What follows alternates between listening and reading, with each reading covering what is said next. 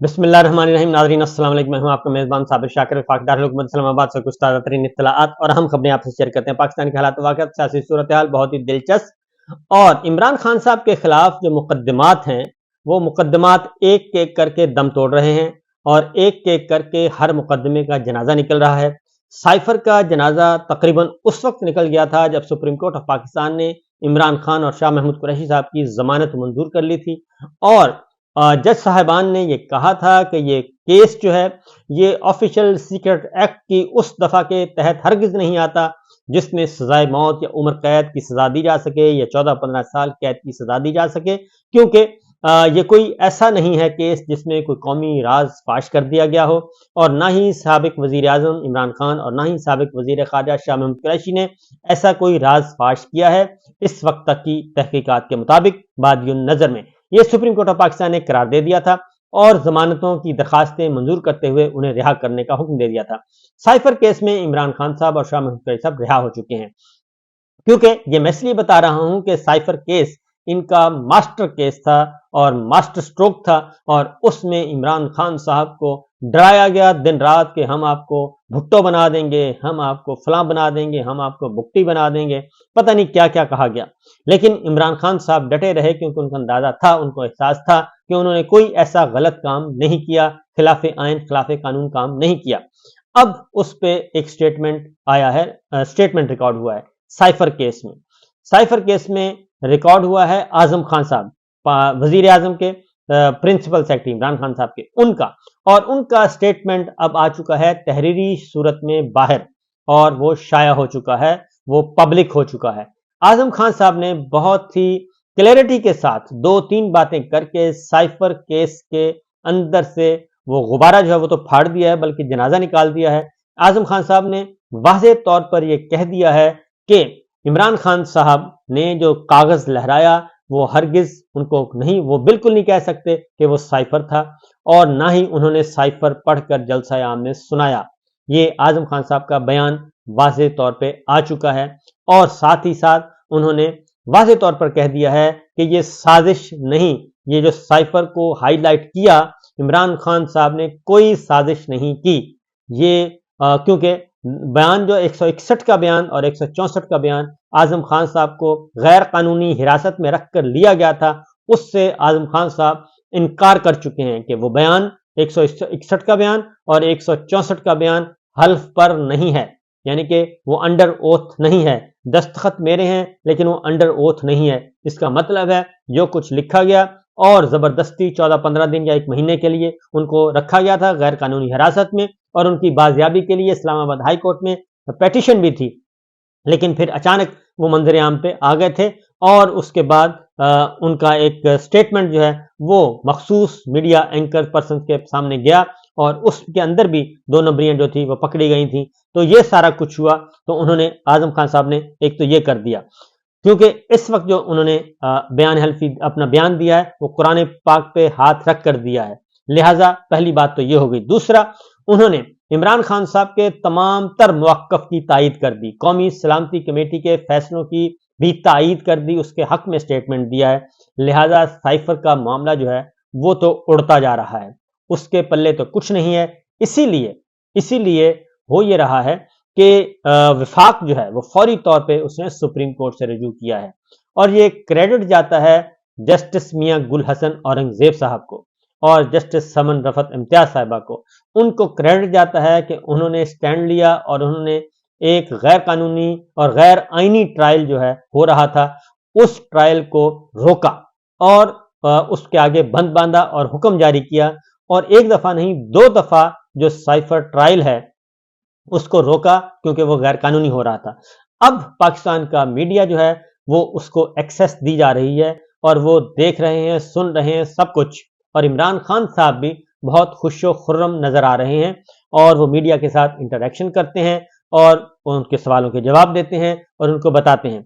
एक तो ये बात कि तोशाखाना में अब जान नहीं रही और तोशाखाना में याद रखिए कि इमरान खान साहब और शाह महमूद कुरैशी साहब जमानतों पर रिहा हो चुके हैं, उसमें वो कैदी नहीं है, नंबर 1। नंबर 2, तोशाखाना में भी कल जो स्टेटमेंट रिकॉर्ड हुआ उस स्टेटमेंट के बाद तोशाखाना के गुब्बारे से भी ہوا نکل چکی ہے۔ اور توشہ خانہ میں جو ملازم ایک گواہ لایا گیا وہ بھی بھارتی کمپنی کا لایا گیا، دبئی میں بھارتی کمپنی کا ایک ملازم وہ تلاش کر کے لایا گیا عمران خان صاحب کے خلاف گواہی دینے کے لیے، اور اس کی گواہی بھی آپ سن کے حیران ہوں گے کہ اس نے بہت زیادہ چیزیں جو ہیں وہ تسلیم کر لی۔ عدالت نے مزید کارروائی جو ہے وہ منگل 23 جنوری تک ملتوی کر دی ہے توشہ خانہ میں، اور جو کچھ باتیں کی گئیں وہ میں آپ کو بتا دیتا ہوں۔ عمران خان صاحب نے کہا کہ عمران خان صاحب نے انعام شاہ کا بیان قلم بند کرنے سے پہلے، انعام شاہ کون ہے؟ انعام شاہ ان کے سیکورٹی کا آدمی ہے جی، بنی گالہ میں ہوتا تھا، اور انعام شاہ، اور اس کو گواہ کے طور پہ لے کر آئے ہیں۔ یہ انعام شاہ وہی ہے جس کی آڈیو بھی لیک کی گئی تھی۔ تو انعام شاہ کا بیان قلم بند کرنے سے پہلے قرآن مجید پر ہاتھ رکھ کر حلف لیا جائے، یہ عمران خان صاحب نے کہا۔ عمران خان صاحب نے کہا کہ قرآن مجید پر اس پہ لیں حلف، یہ میں بھی حلف دوں گا کہ جھوٹ بولنے پر مجھے اور میرے بچوں پر اللہ کا عذاب ہو، یہ عمران خان صاحب نے کہا۔ انعام شاہ کے بیان سے پہلے عمران خان صاحب نے کہا کہ ان سے قرآن پاک پر حلف لیں کہ جو کچھ یہ کہیں گے سچ کہیں گے، اور میں بھی حلف دیتا ہوں، یہ بھی حلف دیں کہ میں بھی حلف دوں گا کہ جھوٹ بولنے پر مجھے اور میرے بچوں پر اللہ کا عذاب آئے، اور میں بھی قرآن پر ہاتھ رکھ کر بولوں گا، اور اس سے بھی کہیں کہ یہ بھی یہ بات کریں۔ اور اس یہ خاص طور پہ تو بنی گالہ میں یہ چیف سیکورٹی تھے نیب کے انعام شاہ صاحب جی، نیب کی جانب سے گواہ آئے ہیں، اور انعام شاہ جو ہیں وہ جہانگیر ترین کے ساتھ بھی انٹر لنک ہیں، ان کا ایک بھائی شاید جہانگیر ترین صاحب کے ساتھ ہوتا ہے یا کسی کے ساتھ۔ تو عدالت نے گواہ نیب افسر مستنصر کا بیان بھی قلم بند کیا۔ اب یہاں پہ آ کے میں آپ کو جو توشہ خانہ میں ایک ان کا ماسٹر گواہ تھا، یعنی کہ جو لے کے آئے، وہ میں آپ کو بتا دیتا ہوں۔ بہت ہی دلچسپ سچویشن ہے، اس کا آپ سن کے حیران ہوں گے کہ کہاں سے آئے اور کیسے آئے اور کتنے زیادہ جھوٹ پکڑے گئے ہیں۔ یہ گواہ آئے ہیں جی، گراف جیولری سیٹ اور بریسلٹ گھڑی کی مالیت کا تخمینہ لگانے والی کمپنی کے ملازم عمران بشیر، ان کا نام ہے۔ ان کا بیان قلم بند کیا گیا اور ان کو اپروچ کیا گیا کونسلیٹ جنرل دبئی، یعنی کہ ہمارا پاکستان کا جو سفارت خانہ ہے، اس نے اپروچ کیا۔ اور اب سوال جواب سن لیجئے گا، اس سے آپ کو اندازہ ہو جائے گا کہ یہ کتنا ہے۔ کمپنی نے گراف جیولری سیٹ اور بریسلٹ واچ کمپنی کے تخمینہ کی ذمہ داری سونپی، یہ گواہ کہہ رہا ہے۔ کمپنی نے مجھے ان چیزوں کی مارکیٹ ویلیو سرچ کرنے کا کہا، اور میں نے ڈائمنڈ ڈیلرز اور جیولری آؤٹ لیٹس سے ان پٹ لینے کے بعد تحائف کا تخمینہ لگایا۔ گراف جیولری سیٹ کا تخمینہ 19 ملین امریکی ڈالر لگایا گیا، اور تخمینے کی رپورٹ کونسل جنرل کے پاکستان کے دفتر میں جمع کروائی۔ گواہ کا بیان مکمل ہونے پر وکیل صفائی شہباز کھوسہ صاحب نے جرہ شروع کی۔ اب یہ جرہ سننے والی ہے کہ اس میں انہوں نے کیا کیا باتیں تسلیم کی۔ محسن حبیب نے گراف جیولری سیٹ کے تخمینے کے لیے تصاویر دی، یعنی تصاویر سے انہوں نے تخمینہ لگایا کہ یہ تصاویر ہیں اور اس سے آپ تخمینہ لگا دیں تو یہ اتنا ہے۔ آگے جا کے مزید دیکھیے گا کہ میں کمپنی میں بطور پارٹ ٹائم سیلز مین کا کام کرتا ہوں۔ گراف جیولری سیٹ اور بریسلٹ واچ تخمینہ فزیکلی مجھے نہیں دیا گیا، یعنی کہ سیٹ اور وہ جو ڈائمنڈ کی چیزیں تھیں وہ مجھے دکھائی نہیں گئیں، بلکہ میں نے تصویروں سے اندازہ لگایا ہے۔ جیولری کے تخمینے کے لیے مجھے کوئی ادائیگی نہیں کی گئی، مجھے کمپنی کی جانب سے ماہانہ تنخواہ دی جاتی ہے۔ کمپنی نے جیولری سیٹ کے تخمینے کے لیے کتنے پیسے لیے مجھے معلوم نہیں۔ کونسلیٹ نے کمپنی کو کیا ادائیگی کی مجھے معلوم نہیں۔ مجھے معلوم نہیں کہ کمپنی کو ادائیگی ڈالر میں ہوئی، درہم میں ہوئی یا پاکستانی کرنسی میں ہوئی۔ کونسلیٹ کی جانب سے تحائف کے تخمینے کے لیے تحریری درخواست کا بھی علم نہیں۔ یہ درست ہے کہ مجھے تحریری طور پر تحائف کی مالیت کا تخمینہ ٹاسک نہیں دیا گیا۔ میرے پاس کمپنی کا کوئی اتھارٹی لیٹر بھی نہیں ہے اور نہ تفتیشی افسر کو پیش کیا۔ نہ یہ درست ہے کہ عدالت کے سامنے پیش ہونے سے متعلق بھی میرے کمپنی کا کوئی اتھارٹی لیٹر نہیں ہے۔ میں نے ہی تحائف کا تخمینہ رپورٹ تیار کر کے کونسلر خانے میں جمع کروایا۔ میں نے ڈائمنڈ ایکسپرٹ جیولری مینوفیکچرر اور مارکیٹ ریسرچ کر کے تخمینہ رپورٹ تیار کی۔ جیولری آئٹم کی اسپیسیفکیشن لسٹ تفتیشی افسر کو فراہم نہیں کی۔ کیا یہ درست ہے کہ آپ کو نیب کی جانب سے بنی بنائی رپورٹ ملی جو آپ نے کونسل جنرل کو فراہم کی گئی؟ انہوں نے کہا جی یہ درست نہیں ہے۔ اور اس کے بعد ایک اور بات ان سے پوچھی گئی کہ یہ درست ہے کہ تحائف کے تخمینہ کے حوالے سے مارکیٹ ریسرچ دستاویزات تفتیشی افسر کے سامنے پیش نہیں کی؟ کیا مارکیٹ ریسرچ دستاویزات تفتیشی افسر کے سامنے اس لیے نہیں رکھے گئے یہ ریسرچ کی ہی نہیں گئی؟ یہ درست نہیں۔ یہ بھی درست ہے کہ ڈائمنڈ ایکسپرٹ کی ان پٹ دستاویزات بھی تفتیشی افسر کو فراہم نہیں کی گئی، یہ گواہ کہہ رہا ہے۔ ڈائمنڈ کو ماپنے کا یونٹ کیرٹ ہے، تو آپ نے اپنی رپورٹ میں گرام کیوں لکھا گیا؟ یعنی ڈائمنڈ کا کا جو تخمینہ لگایا گیا وہ گرامز میں لگایا گیا، تو وہ کہتے ہیں کہ یہ تو کیرٹ میں ہوتا ہے، تو انہوں نے کہا یہ کلیریکل غلطی ہے۔ تو ڈائمنڈ کا نہ رنگ اور نہ ہی کلیئرٹی لکھی گئی، تو کیسے اس کی مالیت کا تخمینہ لگایا گیا؟ کیا آپ تصویر دیکھ کر ہیرے کی قیمت کا تخمینہ لگا سکتے ہیں؟ تصویر سے نہیں، ہیرے کی اسپیسیفکیشن سے اس کی قیمت کا اندازہ لگایا جا سکتا ہے۔ جس کمپنی کے ساتھ کام کرتا ہوں اس کے مالک کا نام مجھے علم نہیں ہے۔ ایچ آر مینیجر کا نام عبداللہ ہے، اسے میں جانتا ہوں۔ دبئی میں کئی ملٹی نیشنل کمپنیاں موجود ہیں، مگر تحائف کی قیمت کا تخمینہ ایک انڈین کمپنی سے لگوایا گیا۔ تمام ملٹی نیشنل کمپنیوں کی جانب سے انکار کے بعد انڈین کمپنی سے تخمینہ لگایا گیا۔ رینبو انٹرپرائزز نامی کمپنی کے سیلز مین گواہ عمران بشیر کے بیان پر جرا ہو گئی مکمل، اور یہ ہے سچویشن توشہ خانہ کی۔ اب عمران خان صاحب نے کیا کہا؟ عمران خان صاحب نے کہا کہ توشہ خانہ میں تمام تحائف کا تخمینہ دبئی میں بھارتی شہری کی چھوٹی سی دکان سے لگوایا گیا۔ سارا کیس اسی گواہ پر تھا جس پر آج جرا کی گئی۔ 1,80,00,000 روپے کی جیولری کو 300 کروڑ روپے تک پہنچا دیا گیا۔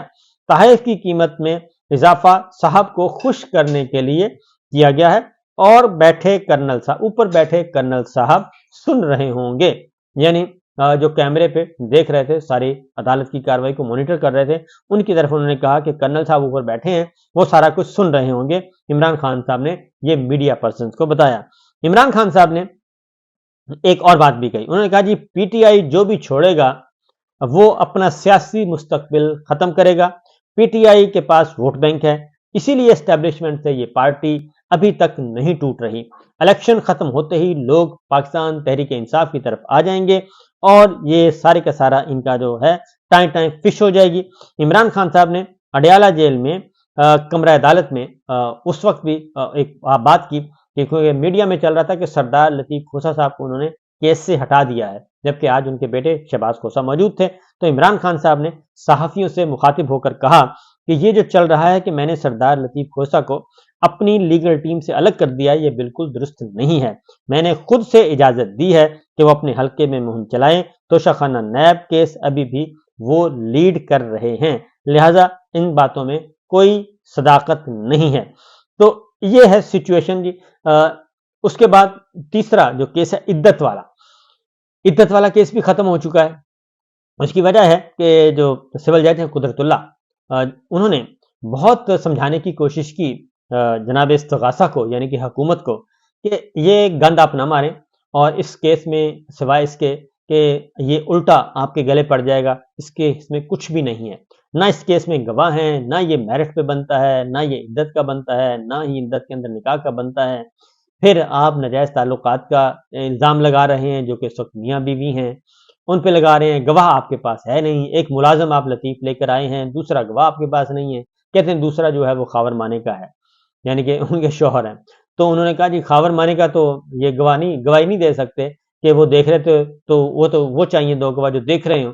تو غلاظتوں کے انبار لگا دیے گئے ہیں۔ تو عمران خان صاحب نے کل یہی کہا کہ انہوں نے کہا کہ میں نے اتنی گندی اسٹیبلشمنٹ کبھی نہیں دیکھی کہ وہ اس حد تک گرے گی کہ وہ میاں بیوی کے تعلقات کو بھی لے کر اس کے اوپر بھی کیچڑ اچھالے گی اور غلاظتیں انڈھیلے گی۔